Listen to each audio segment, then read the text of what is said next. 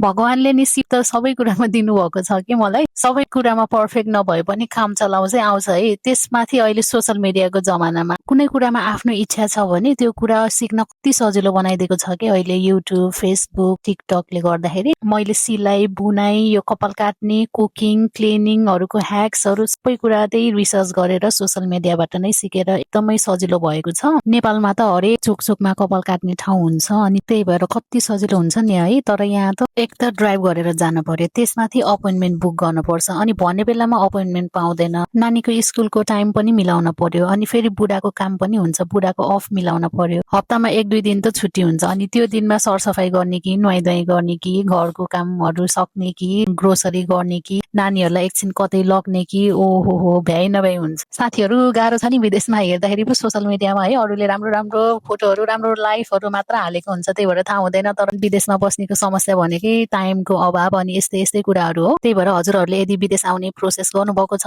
अनि भिजा लागेको छैन अनि काम सक्सेस भएको छैन भने चिन्ता नगर्नु।